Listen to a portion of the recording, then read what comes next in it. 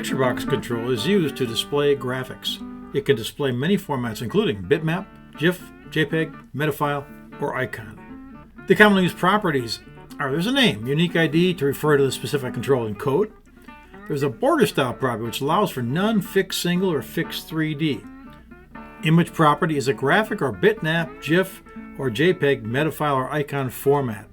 There's a size, width in pixels, and the height in pixels. There's also a size mode. If you set the PictureBox Control size mode to normal, the picture is unchanged and not adjusted to the size of the picture box. If you stretch the image is stretched to fit the size of the picture box. Auto size. It changes the size of the actual size of the picture. Centering the image. Center of the picture is a line inside the picture box. Zoom. The entire picture is displayed in the picture box without affecting the size.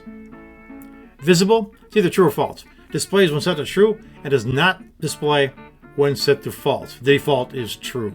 There is a default event. The click event causes the code to be executed when the control is clicked by the user. It can be used just like a button. Let's take a look at this. Adding a picture box to a form is just simple in clicking on it. Double clicking on it, it comes up here. You can slide it and put it anywhere on the form you like. You can stretch it, move it around, make it wide, make it narrow, whatever it needs to be. The name is what you're going to call this thing in code. I typically use Hungarian notation. I might call it PBX for picture box and then set up a name that is meaningful, like my picture. The next thing is the border style. You can set it to be one of three things: none, fixed single, or fixed 3D. If I set it to fixed single, it'll give us that chisel look.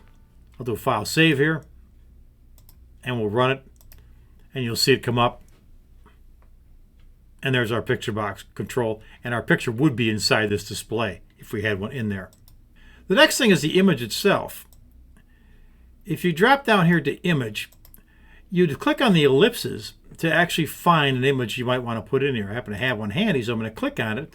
It's very easy to go to a local resource, which would be on my hard drive. I can import that picture, and I can jump into my sandbox, and here's a picture of Daffy Duck, and I'll pull it down and place that in there and say OK. And now the picture is displayed in the picture box. Do a file save and do a run. And now you can see the picture in there. Only a portion of it though, however. Why is that? Let's take a look. Once you have that picture in your image, the next thing you can look at is the size and width in pixels. You can easily take this and change it, make it larger. Now you can see Daffy starting to show up in here. We're going to leave him small though for now, just to kind of give us a look at what's going to happen here. So that's our image size, what it's going to look like when you stretch it, make it wider, or change the height. The size mode, however, is the property that is most important in this thing, and it's right down in here. And you can see it's sitting at normal right now. Normal means that the picture's unchanged and not adjusted to the size of the picture box. So that picture simply doesn't fit in here. The picture box is too small. I can change this now to stretch the image. What's that going to do? It's actually going to stretch the image or change the image so that it fits inside the picture box. It's going to be distorted somewhat. Do a file save here. And if we look at it in our graphic, we can see that it looks like this. Maybe not the best, but there is a purpose for that. You can also auto size it. This changes the size of the actual size of the picture box. But you can see now it's extending beyond the size of the form. I'd have to change the form here to fit this thing in here. And there it is. And now if I did a file save and ran it, our picture would look like this. We can also look at centering the image. If we center the image, it'll appear inside the image itself as is. We can change the size of this form, by the way. And now the center of the picture is showing up here rather than, as you remember, if we looked at normal, it appeared over here. Now it's being centered in the picture. We also have zoom. Zoom changes the size of the picture so that it fits inside the picture box at its normal state. Now you can see the picture exactly what we want to see here. Of course, our picture box is wider than it should be. File save. Run it. And there it is, inside the chiseled picture box frame. We're going to change the size of this thing a little bit. And it might look better if we're sitting in something like this. We could actually adjust our picture box form to look like that. There's also a visible-invisible property, and we can demonstrate that by looking at the default event of this particular icon.